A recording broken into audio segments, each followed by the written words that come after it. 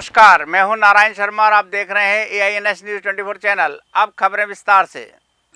पश्चिम बंगाल में टीएमसी सांसद अभिषेक बनर्जी के साथ मारपीट के बाद पूर्व मुख्यमंत्री ममता बनर्जी ने भाजपा का नाम लेते हुए उग्र आंदोलन की चेतावनी दी। ममता बनर्जी के इस बयान पर अपनी प्रतिक्रिया देते हुए छत्तीसगढ़ के मुख्यमंत्री विष्णुदेव साय ने कहा कि 15 सालों के कुशासन से जनता त्रस्त हो चुकी थी, इसीलिए जनता ने टीएमसी को उखाड़ फेंका। अब वहां सुशासन आरंभ हो चुका है।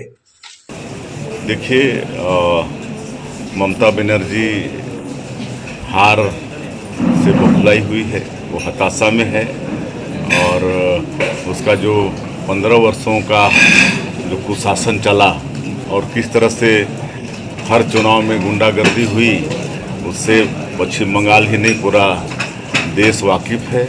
और आज जब वहाँ की जनता 15 साल की टीएमसी की निरंकुश सरकार को उखाड़ फेंकी है और सुशासन वहाँ पर स्थापित होने जा रहा है, वहाँ पर सभी नेताओं के सुरक्षा के पुख्ता प्रबंध हो रहे हैं, तो इस तरह से उनका आरोप लगाना सर्वथा अनुचित है।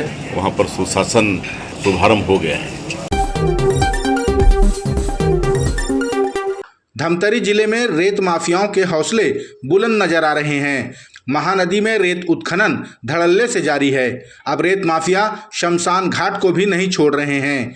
ग्राम खरेंगा में रेत के अवैध उत्खनन के चलते दफनाए गए करीब 10 लोगों के कंकाल बाहर निकल आए, जिससे गांव में तनाव की स्थिति निर्मित हो गई है और लोगों में भारी आक्रोश है। ग्रामीणों ने बताया कि रेत माफियाओं को मना करने पर वे जान से मारने की धमकी देते हैं।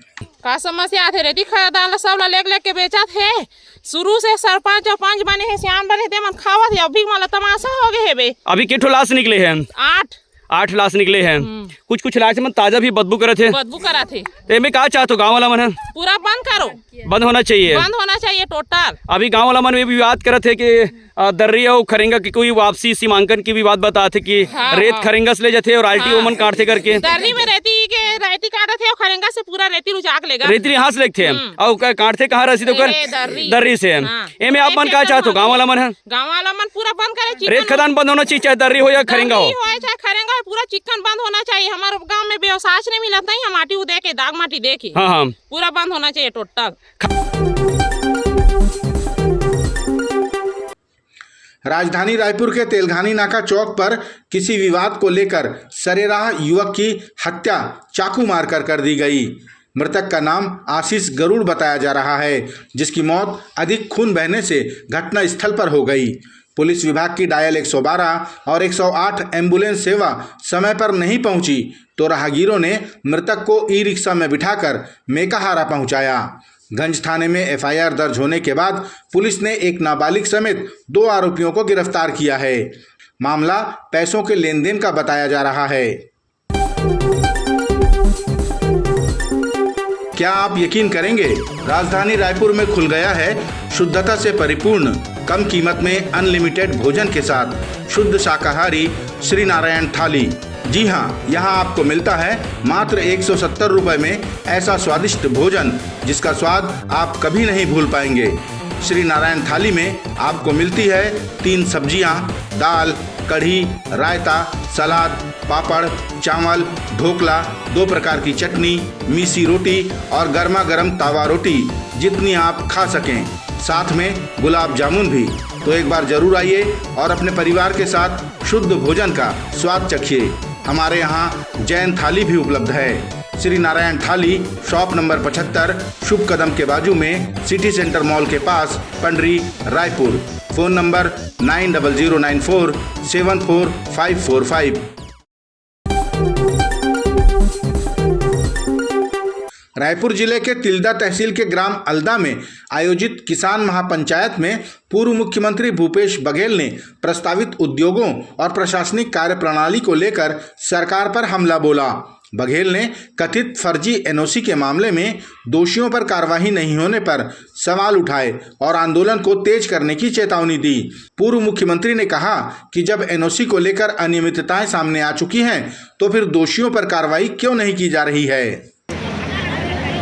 3 जन जांच करे और तीनों जन का हस्ताक्षर है कि गलत, तो गलत है तो फिर गलत है।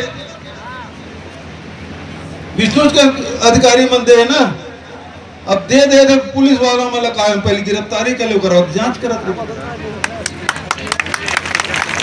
और मतलब गिरफ्तार कर ले, और बाद 9 साल तक के वो एफएसएल मत मांगा, हमारा कोई मतलब नहीं। कहा कि जब तक एफएसएल की रिपोर्ट नहीं तब तक मुझे जमानत तक नहीं मिलेगा। तो पहला मांग ये है, पुलिस वालों में खड़े सुन लो, ये जब का जन फर्जीवाड़ा करे है, चाहे वो पूर्व सरपंच हो, चाहे पूर्व सचिव हो, चाहे वो कौन अग्रवाल हवे, जिन सांसद के प्रतिनिधि काकर करीबी है ना, ये मतलब गिरफ्तार करे और जिन दिन गिरफ्तार हुई दूसरा दिन एफएसएल की रिपोर्ट आ गई, मुर्दावा है।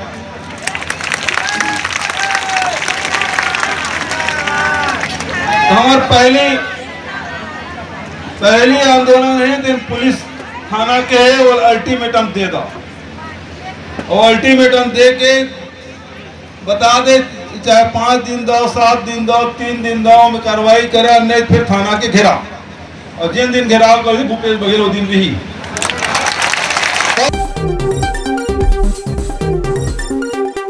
गौरेला पेंड्रा मरवाही जिले के कोटमी साप्ताहिक बाजार में हुए गोलीकांड में सराफा व्यवसायी की हत्या के मामले में पुलिस के हाथ अब तक खाली हैं।